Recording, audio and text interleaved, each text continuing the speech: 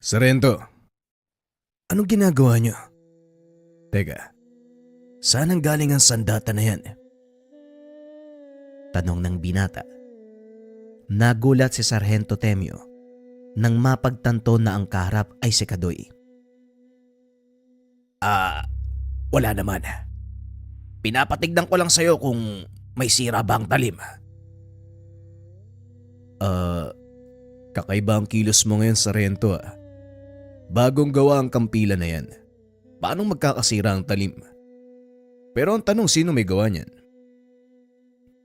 Tanong ni Kadoy habang pinagmamasdan ang kampilan. Sa kabila ng pagtataka, hindi na ito binigyan pa ng gaanong pansin dahil bigla siyang tinawag ni Mang Siloy. Kadoy, ayos na masisidlan ng gulok nila Karamon. Sige ho tay, pasabihan na lang si Nakaramon, salamat po. Sarento, nakahanda na ba kayo? Oo, nakahanda ng bagong pangkat. At isa pa, malaki ang tiwala nila sa mga bagong sandatang mula sa'yo, Kadoy. Ipinagdarasal ko pa rin na mali ang inakala natin kay Saturno. Mukha siyang mabait na tao eh. Sana nga, Kadoy. Ayoko rin magkaroon ng problema sa pangkat na mga haring bakal. Pero kung hinihiling ng pagkakataon, wala akong magagawa. Gabi pa lamang, nagbuo na ng plano ang dalawang pangkat. Si Karamon at ang mga kasama nito ang magbabantay sa paligid. Samantalang ang bagong grupo ni Sargento Temyo naman ang sasama kay Kadoy. Kinabukasan, maagang naglakad ang grupo papunta sa kuta ng mga haring bakal. Malugod silang tinanggap ng mga ito. Nanatiling nakatago ang pangkat ni Karamon habang sina Kadoy at Sargento Temyo naman pumasok sa loob upang makipag-usap kay Saturno. Ipagpauman ninyo, pero hindi makakarap ang aming pinuno sa pagpupulong na ito. May nangyari sa kanyang hindi maganda matapos kayo mag-usap nung nakaraang araw. Wika ng isa sa mga tauhan ni Saturno na ang pangalan ay Rojo. Anong ibig mong sabihin? Sinalakay sila ng hindi kilalang tao matapos makipag-usap sa inyo. Malalaka sa mga taong yun dahil nagawa nilang lusutan ng depensa ng aming pinuno. Dalin mo ko sa inyong pinuno. Nais ko siyang makausap ng personal. Kadoy, samahan mo ang ating mga kasama. May pagbabago sa mga plano. Wika ng sarhento. Dali-daling pinunta ni Kadoy si Nakaramon sa pinagtataguan. Sinabi ang bili ng sarhento. Bakit Ramon? Ano nangyari? Akala ko ba kalaban ang pupuntahan natin dito? Yun din ang inakala namin eh. Pero mukhang nagkamali tayo. Kasalukuyang papunta si Sargento sa kinaroroonan ng kanilang pinuno para malaman ang kalagayan nito at kung ano talaga nangyari. Eh anong gagawin namin dito? Huwag mo sabihing pumunta kami sa lugar para maging bantay. Mukhang nagsasayang lang tayo ng oras. Malaya kayong umalis kung sa tingin nyo ay nagsasayang kayo ng oras. Sige na, mauna na ako. Ang lakas ng lobong magmalaki ah. Dahil ba ikaw ang tagapagmana ng martilyo ni Mapulon? Ang taas ng tingin mo sa sarili mo. Wika ni Karamon. Huminto sa paglalakad si Kadoy at nilingon nito. Hindi mataas ang tingin ko sa aking sarili. Ikaw ang masyadong mapagmalaki. Pasensya na, pero hindi namin kailangan ng ganyan sa ngayon. Kailangan namin ng totoong kasama. Nagkairingan ng dalawa. Nang inaya ni Karamon ang kanyang mga kasama para umalis, wala ni isa sa mga ito ang sumama. Ano? Hindi kayo aalis? Magsasayang kayo ng oras para magbantay dito? Karamon, makatarungan lang naman siguro na manatili tayo bilang pagtalima sa tawag ni Sargento. At isa pa, si Kadoy ang lumikha ng mga sandata namin. Sana wag mong kakalimutan yon. Wika ng isa sa mga tauhan ni Karamon, isang binata na nagngangalang Diego. Manang-mana ka sa iyong ama, Diego. Namatay para sa iba. Pero ni minsan, Hindi kinilala ang kanyang kabayanihan. Yun din ba ang gusto mong mangyari sa'yo? Ang kabayanihan ay walang hinihintay na pagkilala at mas lalong hindi ito nag-aantay ng anumang kapalit. Mananatili kami, Karamon. Hindi dahil gusto naming magpakabayani o kilalanin ng iba ang aming ginawa. Kailangan naming gampanan ang tungkulin. Wika ni Diego at lalong nagalit si Caramon. Naglakad papalayo sa lugar. Ngunit hindi pa man tuluyang nakakalampas. Biglang may sumakal sa matanda. Inihagis ito sa isang puno. Nagulat si Kadoy nang marinig nito ang malakas na kalabog sa lupa. Kanya-kanyang bunot ng itak ang ilan sa mga kasama. Sinugod ang lalaking umatake kay Ramon. Kaso nga lang napakabilis nitong kumilos. Idagdag mo pa ang napakalakas na kabal na hindi tinatablan ng itak na gawa ni Kadoy. Umalis ka na dito, Manong Kadoy. Mapapahamak ka lang kapag nanatili ka. Masyadong malakas ang kalaban at maaaring hindi namin kayanin. Kailangan nyo makalis dito bago pa mauli ang lahat. Hindi, Diego. Magantay lang kayo. Siguradong may darating na saklulo. Tama nga ang hinala ko. Martilyo nga ni Mapulon ang hawak mo, binata. Kung siniswerte ka nga naman. Wika ng isang lalaki. Isa-isang naglabasan ang mga kasama nito. Dumating naman ang grupo mula sa panig ni Saturno. Manong Kadoy, mag-iingat po kayo. Malakas ang taong yan. Siya ang dating pinuno ng aming samahan, si Matias. Umalis na po kayo dito. Kami na mga kasama ko ang bahala sa kanya. Roho, ang traidor kong pamangkin. Hindi ko lubusang akalain. Papanig ka kay Saturno. Masyado kang nabulag sa mga pangako ng taong yon. Wika ni Mang Matias. Pasensya na po, Tiyo. Pero hindi na tama ang ginagawa nyo. Kaya sapilitan kayong tinanggal sa pwesto bilang pinuno dahil dinadala mo ang kasamaan sa maling landas. Mali bang maghangad ng lakas? Sa mundong ito, ang mga malalakas ang tanging nakakaligtas. Kailangan mong makipagsabayan. Pero wala na ako magagawa. Kung yan ang pinili mo, Roho, wala na tayong dapat pagtalunan. Biglang nagsipagsugod ang mga kasamahan. Nakagad namang sinalubong ng puwersa nila Caramon. Dali-daling inalalayan ni Kadoy ang matanda at dinala sa ligtas na lugar. Kumapit lang po kayo sa akin, Caramon. Sandali lang. Darating na ang tulong. Wika ni Kadoy. Habang pilit nitong inaampat ang dugo sa sugat ni Caramon. Bakit mo ko nililigtas? Bakit ka pa magsasayang ng pagod sa isang taong umalipusta at ang maliit ng kakayahan mo? Dahil ito ang kailangan kong gawin. Tugon ni Kadoy habang tinatalian ang braso ng matanda. Matapos ay inakay niya ito palayo sa lugar. Samantalang sa panig naman nila Sargento Temio, nagawa nitong kausapin si Saturno. Malubha ang kalagayan nito. Kaya hindi magawang tumayo sa higaan. Nakakayang makita mo ko sa ganitong kalagayan. Pasensya ka na. Wika ni Saturno. Walang problema. Ako ang dapat humingi ng paumanhin sa panggagambala. Pero may mga bagay akong gustong malaman. Una sa lahat, maaari mo bang sabihin kung sino ang may gawa nito sa'yo? Ang pangkat na umiwalay sa amin na pinamumunuan ni Kamatias. Hindi ko akalaing aabot sa ganito ang galit niya. Bakit? Ano ba ang pinagmulan nito? Kung hindi mo mamasamay ng aking tanong. Ang dating pinuno ay sapilitang inalis ang tungkulin dahil sa maling gawain. Ginagamit niya ang kakayahan ng Haring Bakal sa pansariling kapakanan. Ang ilan ay umaanib sa sindikato upang kumita ng pera.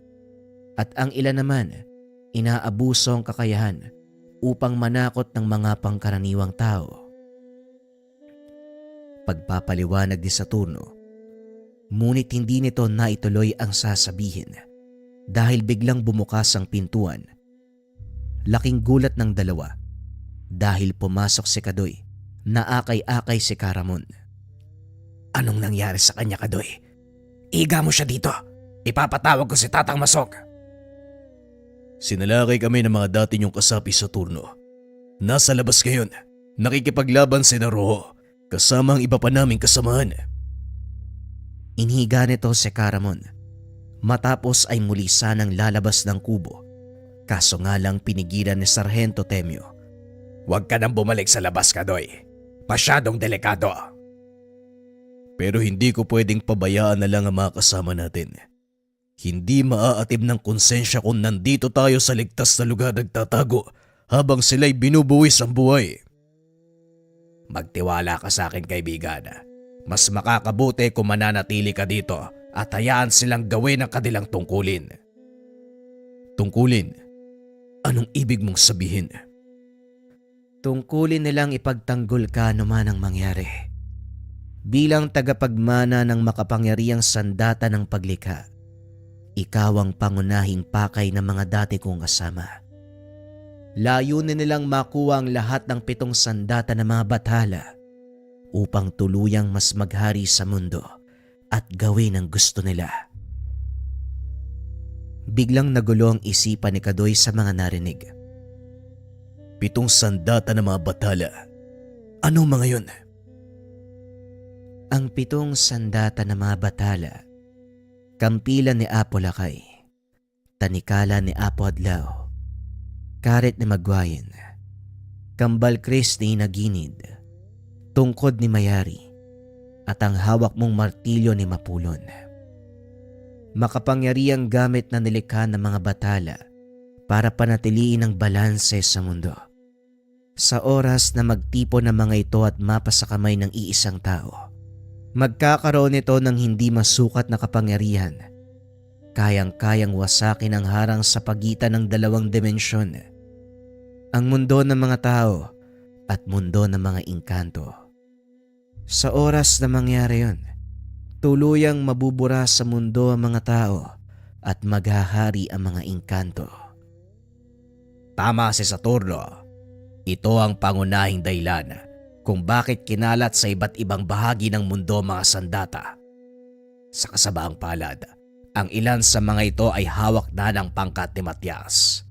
Kaya iniingatan ka na mga kasama natin dahil sa oras na magpang-abot kayo ng taong yon, siguradong wala ka magagawa.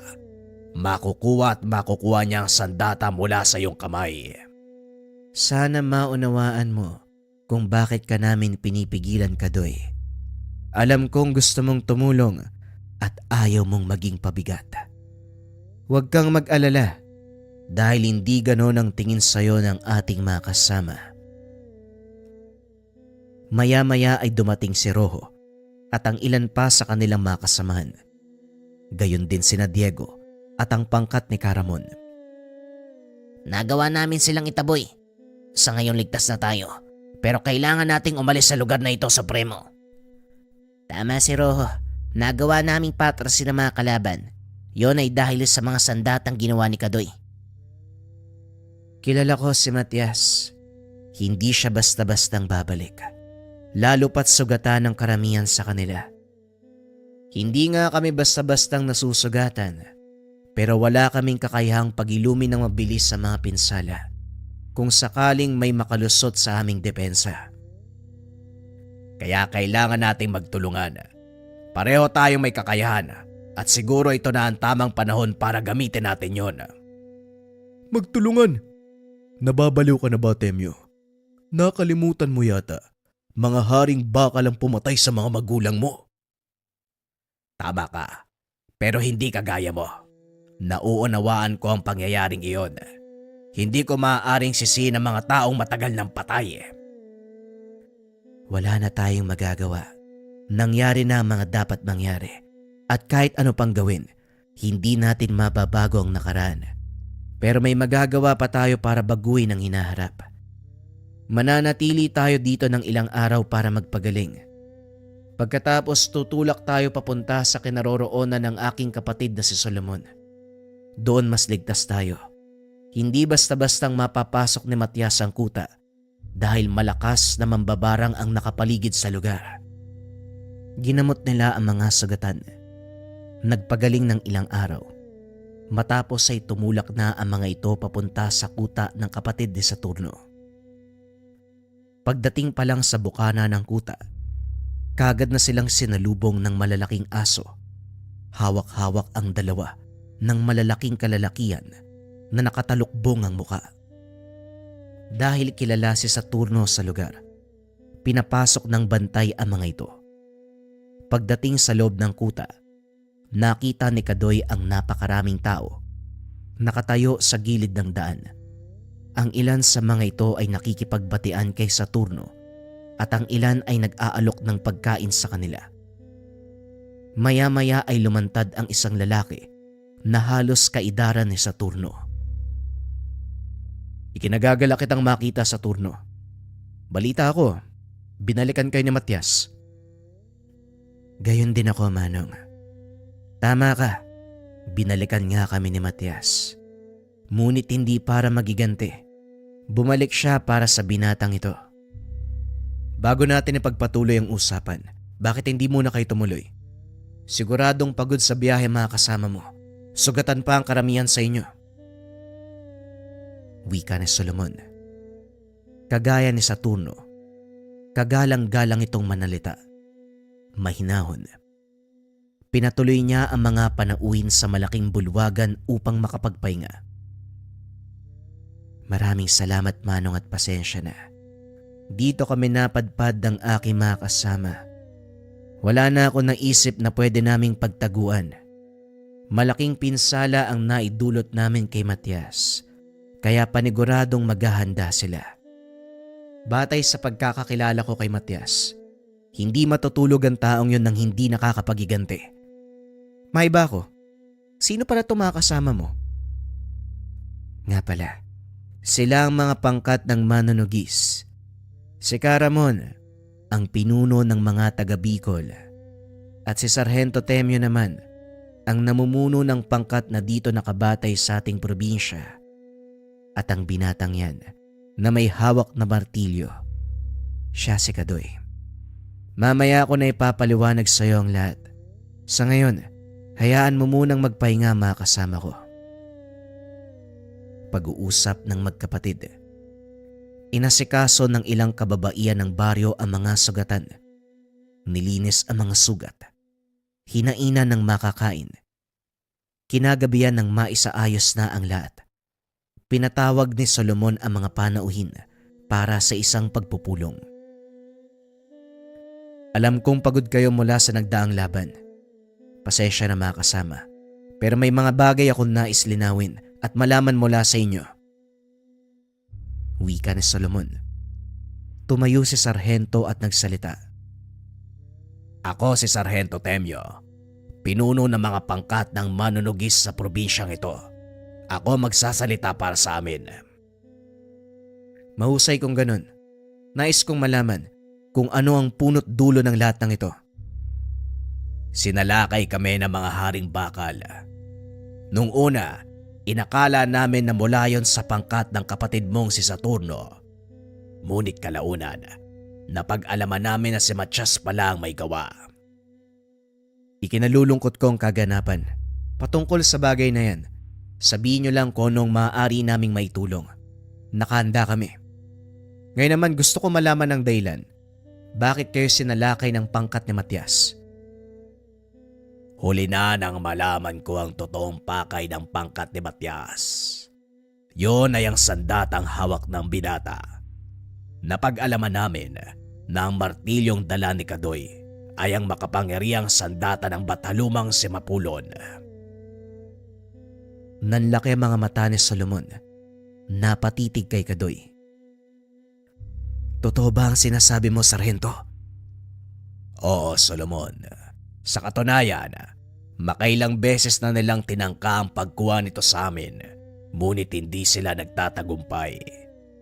Kapag nagpatuloy pa ang ganito, maaaring hindi lang kami ang mapahamak. Maraming pwedeng madamay. Totoo ang sinasabi mo. Dahil kilala ko si Matias. Hindi hinto ang taong yun hanggat hindi nakukuha ang gusto niya. Lalo pat nalagasan sila ng ilang mga kasama, siguradong gagawa ng paraan ng taong yon para makapagiganti. Kaya naming ipagtanggol ang mga sarili.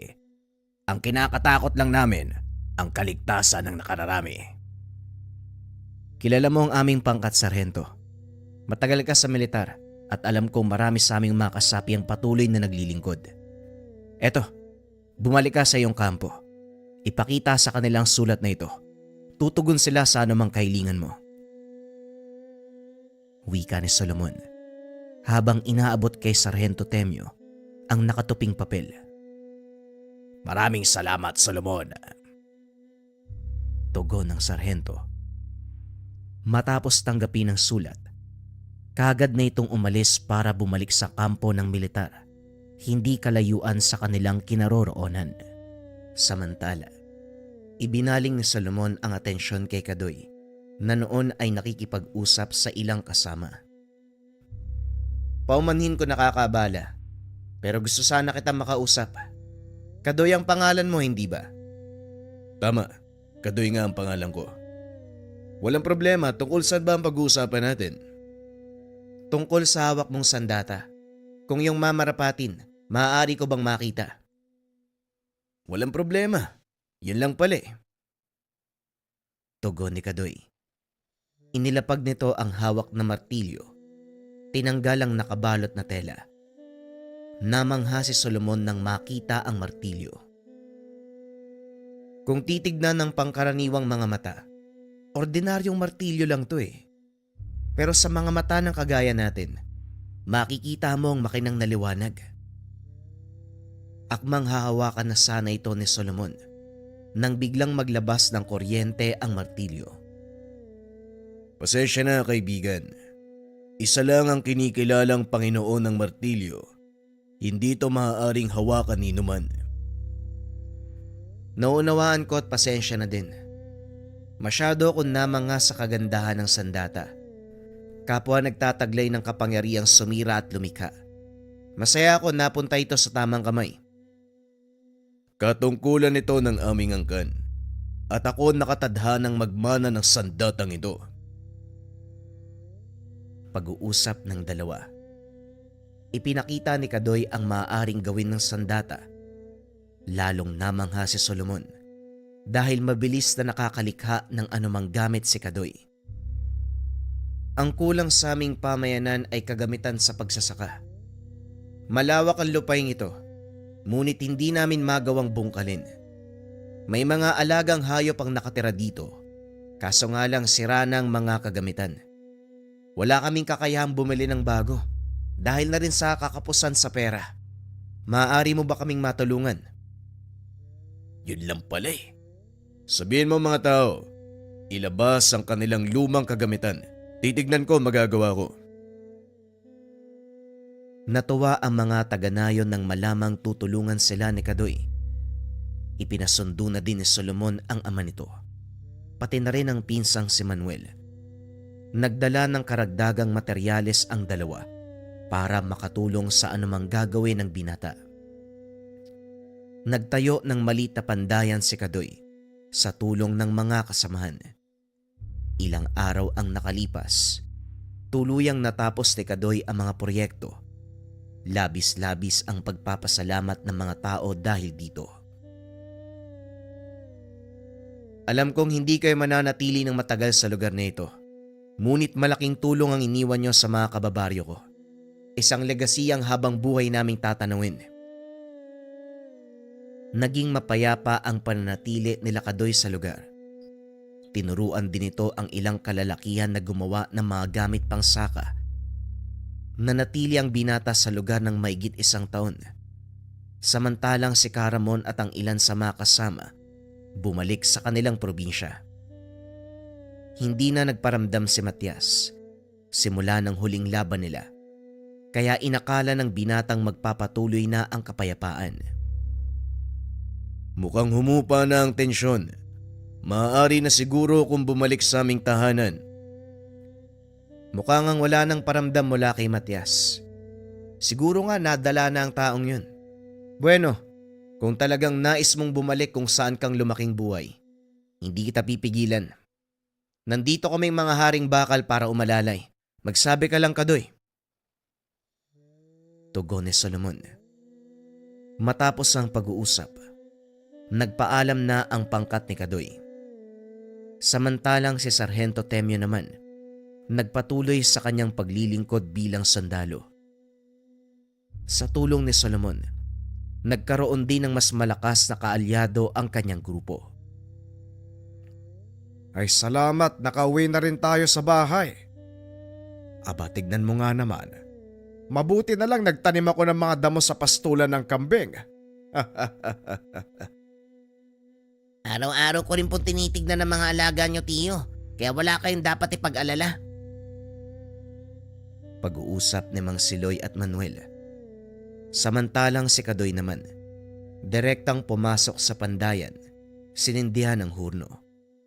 Para sa binata, hindi buhay ang lugar na iyon kapag hindi niya nararamdaman ang init na nagmumula sa nagbabagang uling.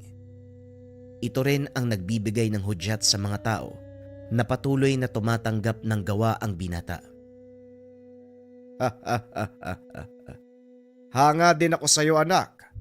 Pagdating mo, pandayan ka agad ang inatupag mo. Magpahinga ka muna sandali. Nagpahanda ko ng kape at makakainin kay Manuel. Naninibago lang ang katawan ko nang walang ginagawa sa araw-araw. Kaya pagdating ko dito, parang nabuhayan ako eh. Isa pa, matagal na panahon kong hindi naramdaman ang init ng pagod natin, tay. Maya-maya ay may lalaking dumating. May dalang bagay na nakabalot sa tela. Magandang hapon. Nakita akong umuusok dito sa pandayan nyo.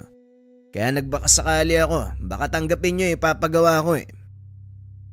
Bukas pa sana ang tanggapan ng gawa. Pero sige, dahil nandito ka na, ano bang ipapagawa mo? Eto, naputol kasi ang hawakan eh. Kaya gusto ko sanang pagawa ng bago. Tugon ng lalaki habang binubuksan ang nakabalot na gamit. Nagulat si Kadoy dahil tila gumalaw ang kanyang martilyong nakalapag sa landasan. Ang akala ng binata ay namalikmata lang.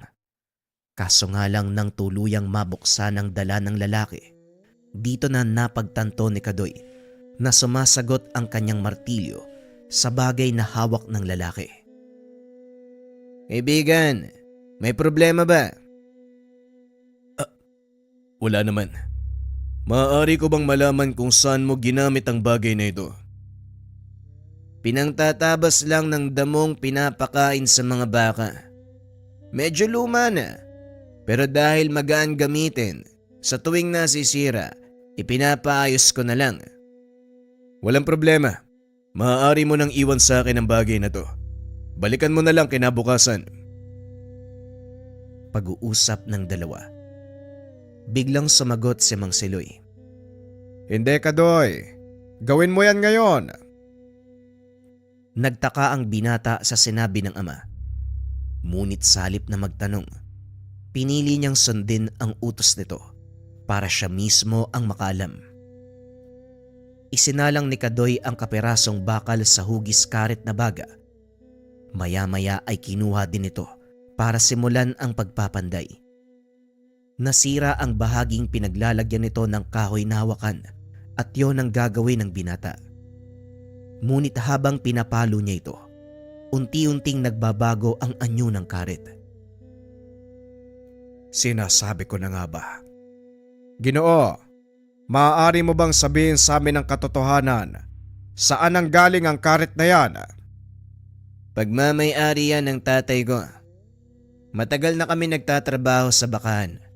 Simula bata ako, yan ang ginagamit kong pantabas ng damo. Alam mo ba ang karet na yan ay hindi pangkaraniwan? Ha? Paano nyo nasabi, Manong? Wala namang kakaiba kung akong titingin dyan. Kung gusto mo, papalitan ko na lang ito ng mas bago. O hindi kaya, mamili ka alinman sa mga itak. Kunin mo kahit ilan ang gusto mo. Naku, magandang alok po yan eh. Pero pasensya na. Hindi ko po ipagpapalit ang karet na yan, Manong. Alaala yan ng tatay ko. Kabilin-bilinan niya. Huwag itong ibibigay sa iba. Maaari ko bang malaman kung anong pangalan ng iyong ama? Agripino po. Bakit? Kilala niyo po ba si tatay? Nanlaki ang mga mata ng matanda dahil sa mga narinig. Nilapitan nito ang lalaki at hinawakan sa balikat. Ang karet na yan mismo ang nagdala sa'yo dito. Ikaw si Joaquin, hindi ba? Paano niyo po nalaman ng pangalan ko? Kilala ko po ba kayo? Pasensya na kung nakalimutan ko ha. Si Agripino, pinsang buo ko, sa makatuwid pamangkin kita. At ang karet na yan gaya ng sinabi ko, hindi pangkaraniwan. Yan ang karet ng diwata ng kamatayan. Biglang napahinto si Kadoy sa ginagawa. Nilingon ng dalawa. Karet ng diwata ng kamatayan. Ibig niyong sabihin, ito ang karet ni Magwayan. Walang duda, Kadoy. Bilisan mo. Itubog mo na sa tubig ang karet, kusang lalabas sa mga markang magpapatunay. Itinubog ng binata ang karet sa tubig, gaya ng sinabi ng matanda. Kusang lumabas ang mga markang katulad sa kanyang martilyo. Kaya pala sumasagot ang martilyo sa karet ng buksan ko ito. Ngayon naiintindihan ko na. Ibig sabihin, wala ka talagang alam, Joaquin. Ngayon ko lang nalaman eh. Kung hindi ko pa dinala dito, hindi ko malalaman ang katotohanan. Kaya pala pinapaingatan sa akin ni tatay ang karet na yan. Sandali lang, kukuha lang ako ng kahoy na nababagay sa kanya bilang hawakan. Wika ng matanda. Naiwan ang dalawa sa pandayan at dahil napukaw ang kuryosidad ni Joaquin, nagtanong pa ito ng ilang bagay tungkol sa karet. Paano niyong nalaman ang tungkol sa karet? Gaya ng karet na yan, ang hawak kong sandata ay isa sa mga gamit ng mga batala. Ito ay ang martilyo ni Mapulon. Naku naman wala talaga akong alam tungkol sa mga ganito eh. Kaya siguro mas makakabuti kung iiwan ko na lang sa inyo ang pangalaga nito. Kagaya ng hawak mong sandata, wala ding iba ang maaaring gumamit ng karet na yan kung hindi ang tagapangalaga. Maniwala ka sa akin, mas ligtas sa mga kamay mo ang sandata kaysa sa amin. Ha? Paano mo namang nasabi? Hindi ko na nga magamit ng maayos ang karet na to eh. Ako din naman nung una. Hindi ko alam kung paanong gagamitin ng maayos ang martilyo. Pero kalaunan bigla ko na lang nakasanayan. Kaya ikaw ang mas karapat dapat na mga laga niyan. At bilang kapalit, pangangalagaan ka din ng karet. Makapangyarihan ang mga sandata ng Bathala, Joaquin. Maraming tao ang naghahangad na mapa sa kanila ang mga yan. Pagpapaliwanag ni Kadoy. Ilang sandali pa ay bumalik na si Mang Siloy. Dala ang mahabang peraso ng kahoy. Ito ay mula sa kamagong na ginawa kong hawakan ng martilyo ni Kadoy. Sakto lang ang haba nito para maging hawakan ng karet. Eto Kadoy, ikaw na ang bahala. Sige po tay, ako nang bahala dyan. Ang mabuti pa ho, ipaghanda nyo na lang ng hapunan ng mga panauwi natin. Wika ni Kadoy. Buong gabing nanatili si Joaquin sa bahay ng ama. Pinag-usapan ng tungkol sa mga sandata ng Bathala. Lubusang naunawaan ni Joaquin ang kahalagahan sa pangalaga ng mga ito. Kinabukasan nagpaalam na ang Ginoong babalik sa kanyang pinagtatrabahuhan. Ngunit hindi pa man ito nakakalayo. Nakaramdam ng pamilyar na presensya si Kadoy. Muli na namang sumagot ang hawak niyang martilyo. Nakita nitong tumatakbo pabalik si Joaquin at tila natataranta. Ang kawayanan sa kabilang dako ay nasusunog. Mabilis na kumakalat. Maraming bahayang mapeperwisyo kapag hindi yun naagapan. Wika ni Joaquin. Napaisip naman si Kadoy kung ano ang magagawa nila. Wala silang alam na paraan para maapula ang ganong kalaking apoy. Hanggang sa mapatingin ang binata sa hawak nitong karet. Halika na, Joaquin. Sumunod ka sa akin. Ngayon mo papatunayan ang lakas ng sandatang hawak mo. Wika ni Kadoy. Dali-daling tumakbo ang mga ito hanggang sa marating nila ang kabilang dako ng ilog. Naganap ng madadaanan ng binata papasok sa nasusunog na kawayan. Nang makakita ito ng lagusan, dali-dali niyang hinila si Joaquin at nang makarating sa pinakagitna, inihampas nito ang martilyo sa lupa. Lumikha ng malakas na dagundong dahilan para matumba ang mga nasusunog na puno ng kawayan. Ngayon, Joaquin, gamitin mo ang karet. Simple lang yan, parang nagtatabas ka lang ng damo. Susubukan ko, pero hindi ako sigurado. Wika ni Joaquin. Sinimulang iwas-iwas ang karet. Sa bawat madadaanan nito, napapalong ang apoy. Kaso nga lang, namamatay ang mga punong natatamaan ng bugso nito. Ipinagpatuloy ni Joaquin ang pagwasiwas hanggang sa tuluyang mapalong ang apoy. Nakahinga ng maluwagang dalawa nang makitang ligtas na ang kapaligiran. Ano? Naniniwala ka na? Oo, pero paano nangyari yun? Ang karet ni Magwayen may kakayahang kumuha ng anumang buhay, mapa-elemento o tao. Nagkataon na ang apoy ay isa sa 4 na elemento ng mundo, pero hindi yan ang dapat nating alalahanin. Sinong may gawa ng sunog na to? Maaring ligaw na apoy lang yun. Madalas nangyayari ang ganyan sa bakahan. Sige na, mauuna na ako. Marami pa akong gagawin. Maraming salamat, Kadoy. Tugon ni Joaquin. Hindi na ito napigilan ni Kadoy dahil nagmamadali ng umalis. Bumalik ang binata sa kanyang tahanan. Nakita si Mang Siloy na nakatanaw sa pinagmula ng usok. Mukhang hindi pangkaraniwan ang sunog na yun ah. Ano sa tingin mo, Kadoy? Doon po kami nanggaling, tay.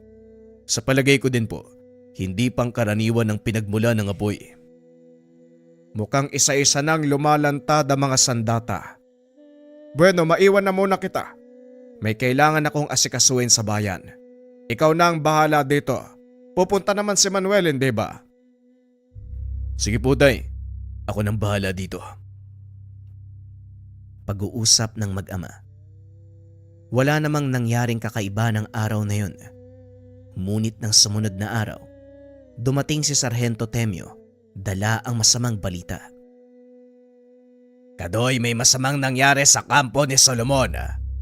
Ikinalulungkot kong sabihin, wala na si Saturno. Ano? Teka, anong nangyari, Sargento? Paanong namatay si Saturno?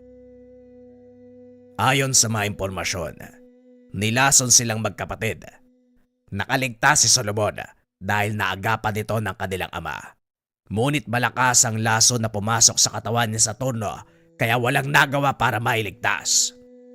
Sandali lang, magsasabi ako kay tatay. Kailangan kong kumustahin ang kalagayan nila sa nayon. Sasamahan kita. Gusto ko rin makausap ang mga kasama nating nakaantabay sa kanilang nayon.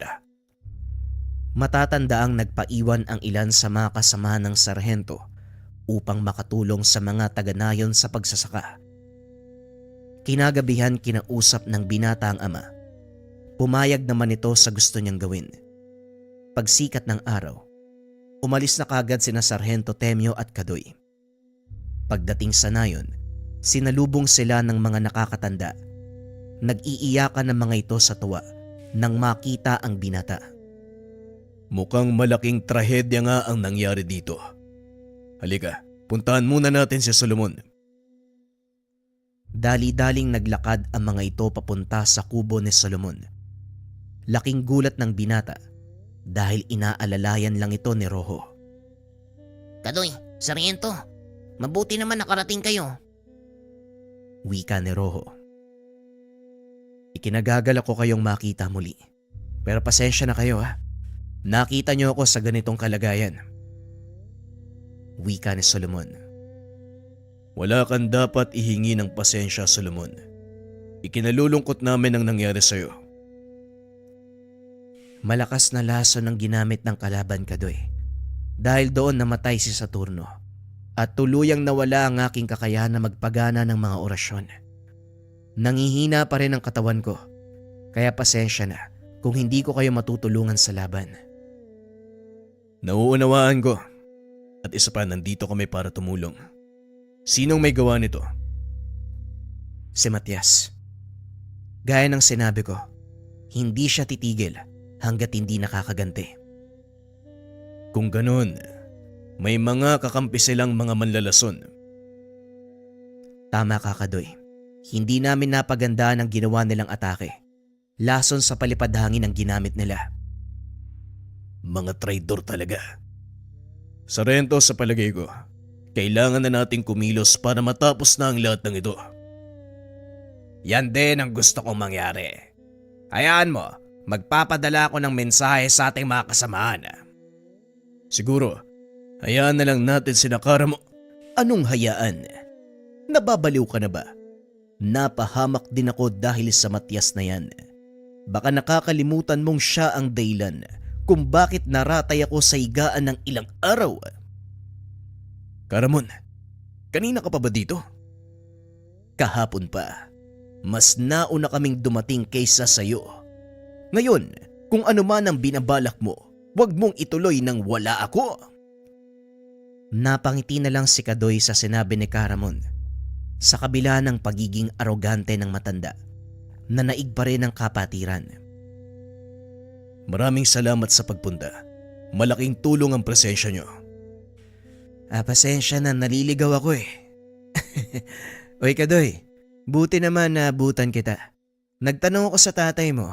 Ang sabi niya dito ka daw nagpunta. Nanlaki ang mga mata ni Solomon nang makita ang pasang-pasang sandata ni Joaquin. Karit ni Magwayin? Hindi ko inaasahan na maaabutan ko pa ang pagtitipon ng dalawa sa mga sandata ng batala. Wika ni Solomon. Hindi lang dalawang masasaksihan mo, Solomon.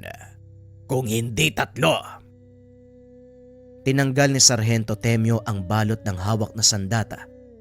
Tumambad kay Solomon ang isang kampilan. Hindi ba yan yung kampilan na pinatigdan mo sa akin? Tama ka, Kadoy. Hindi man ito ang totoong kampilan ni Apo Lakay, pero nararamdaman ko ang basbas ng dakilang bathala sa sandatang ito. Nasa atin na ang 3 sa mga sandata ng bathala. Siguradong magkakandara pa si Matias sa sumugod sa lugar na ito sa oras na makarating sa kanya ang balita. Yan naman ang plano. Kaya hihilingin ko sa inyo na ilikas sa mga tao ngayon din. Pansamantala lang ito dahil dito ay lalatag ang patibong. Ako nang bahalang gumawa ng stratehiya. Magsipaganda na lang kayo dahil anumang oras darating na sila. Nagpakalat ako ng mga kasama na sadyang ipapakalat ang impormasyon tungkol sa mga sandata. Nauunawaan ko. Ngayon din sisimula ng paglilikas sa mga tao. Pero ipangako nyo na hindi masisira ang buong nayon. Hindi kami maglalaban sa mismong loob ng nayon. Magiging patibong lang ito. Sa bukana pa lang, haharangin na namin sila. Pag-uusap ng mga ito. Nang maikasa ang plano, nagsimula na sa paglikas sa mga tao. Naghanda na rin si Kadoy dahil ito ang unang beses niyang makikipagsagupaan gamit ang martilyo ni Mapulon. Talaga bang marami ang mga kalaban namin, Kadoy? Talagang marami, Joaquin. Alam ko nakakatakot. Mauunawaan ko kung atras ka. Hindi mangyayari yun, Kadoy. Napagtanto ko rin ang totoong dahilan kung bakit ipinagkalob sa akin ang karit na ito. Hindi lang damo ang kailangan kong tabasin. Tama ka pero mag-iingat ka. Dahil walang pipiliin ang karit na yan. Sa oras na iwasiwas mo ito, tatangayin niya ang lahat ng buhay na madadaanan. Pag-uusap ng dalawang binata. Maya-maya ay dumating na ang mga taong inutusan upang ipagkalat ang balita. Nagsipag-alisan na rin ang mga kabataan, nakakatanda, maging ang kababaihan sa nayon. Naiwan na lang ang mga kalalakihan na may kakayahang lumaban. Napag-aralan na din ng pangkat kung paanong kukontrahin ang lasong palipad hangin mula sa kalaban. Ito ay sa pamamagitan ng pagpapausok gamit ang mga dinasalang papel na ibinabad sa lana. Nabalot ng makapal na alapaap ang nayon, nakabang sina Kadoy sa bukana upang salubungin ang anumang pagsalakay. Alam nilang tuso ang mga kalaban, kaya naman mas pinili nilang maging mapagmatyag. Ilan sa mga kasama ni Caramon nakatago sa taas ng puno, samantalang ang pangkat naman ng mga sundalong nasa ilalim ng pamumuno ni Sargento Temio nakaantabay sa 4 na direksyon ng nayon. Tahimik ang buong paligid, walang anumang ingay. Halos naririnig na ni Kadoy ang tibok ng kanyang puso. Medyo kabado ang binata sa mga mangyayari, ngunit kampante itong gagana ang kanilang plano. Maya-maya pa nakita na nila ang figura ng mga paparating na tao. Medyo marami ang mga ito, ngunit alam nila na hindi pa ito ang kabuang bilang ng pangkat ni Matias. Naglalakad lang ang mga ito papasok sa nayon sa pag-aakalang payapang natutulog ang pangkat. Mukhang totoo nga ang sinasabi ng mga kalalakihang iyon. Nandito nga ang 3 sa mga sandata. Ang totoo, wala naman akong paki sa 2. Ang nais kong makuha ay ang martilyo ni Mapulon. Wika ni Matias. Sumenyas ito sa mga kasama na pasukin ng nayon, ngunit hindi pa man nakakarating sa bukana. Pinaulanan ng bala ang mga ito. Laking gulat ni Matias dahil tinablan ang kanyang mga tauhan. Nataranta ang ilan sa mga ito, kagad na umatras. Nagsipagtago sa puno. Lumantad naman ang ilan sa mga kasama ni Matias. Nag-uusal ng dasal ang mga ito, sabay-sabay na iniihip sa hangin. Sa isip ni Kadoy, ito na ang mga manlalason na kasama ni Matias. Nagbigay ng hudyatang binata, nagsipaglabasan ang mga manunugis. Pinagpapapatay ang mga ito nang walang kalam-alam. Anong nangyayari dito? Nasaan kayo, Solomon? Mga traidor! Ikaw ang traidor, Matias. Hindi ka marunong lumaban ng patas. Ngayon subukan mo pang tumakbo. Wala ka nang mapupuntahan pa. Dito na magtatapos ang kasamaan mo. Wika ni Sargento Temio. Nagtipon-tipon ang mga kalaban sa gitna ng ginawa nilang patibong. Isa-isang naglabasan sina Caramon at sinugod ang mga ito.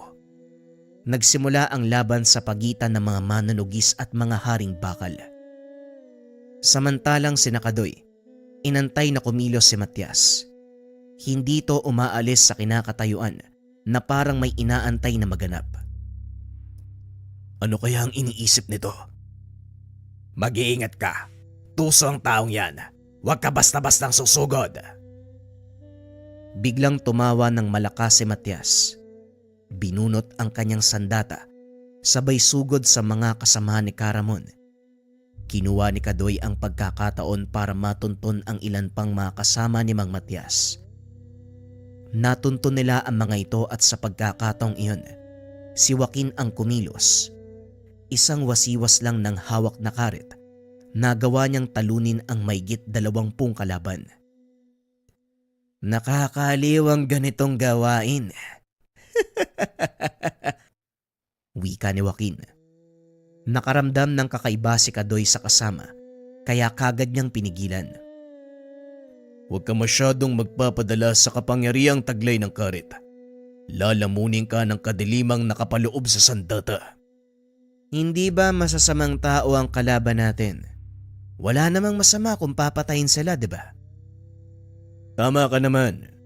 Pero may limitasyon ng paggamit ng kapangyarihan.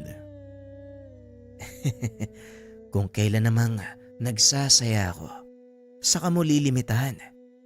Ay nako. Wika ni Joaquin sabay lakad palayo. Nararamdaman ni Kadoy na hindi maganda ang katutunguan ng sinasabi ni Joaquin, kaya naman binantayan niya ito ng mabuti. Samantalang si Caramon at Sargento Temio, hinarap si Matias. 2 laban sa 1. Mukhang magandang laban to ah. Pagbabayaran mo ang ginawa mo sa akin. Dito na magtatapos ang kasamaan mo, Matias. Pagbabayaran mo ang lahat ng kasalanan mo. Wika ng dalawa sabay sugod. Nagbuno ang mga ito hanggang sa tuluyang masukol ni Matias. Hindi na pinatagal ni Caramon ng laban. Habang nakalood si Matias, tinutukan niya ito ng itak sa leeg. Ngayon mararamdaman mo ang sakit na dulot ng sugat mula sa sandata. Kaya magdasal ka na. Bago niyo ako patayin, gusto kong malaman kung paano niyong napasok ang depensa ng mga tangan ko. Ang mga sandatang ginagamit namin laban sa inyo ay likha gamit ang martilyo ni Mapulon. Kaya walang depensa ang hindi malulusutan ng talim ng mga itak. Idinantay ni Sargento Temyo ang kampilan sa batok ni Matias. Walang pagdadalawang isip itong tinagpas. Nagsigawan ng mga kasamahan nang makitang bumagsak ang kalaban at sa kalagitnaan ng kasiyahan, biglang nagsalita si Joaquin. Tapos na pala ang laban. Sayang naman. Hindi man lang ako pinagpawisan. Napalingon si Kadoy. Nakita nito si Joaquin na naglalakad papunta sa kanila. Laking gulat ng binata nang bigla nitong iwinasiwas ang hawak na karet. Anong ginagawa mo, Joaquin? Itigil mo yan! Nalasing sa kapangyarihan ng karet ang kasama mo, Kadoy. Kailangan makuha mo sa kanya ang karet. Kung hindi, magiging malaking problema yan. Mukhang tama ka. Pero mapanganib ang sandatang yan. Paano tayo makakalapit? Walang nagawa ang mga ito kung hindi panooring magwala si Joaquin. Marami na sa mga kasama nila ang namatay. Kapag nagpatuloy pa ito, marami sa atin ang mamamatay.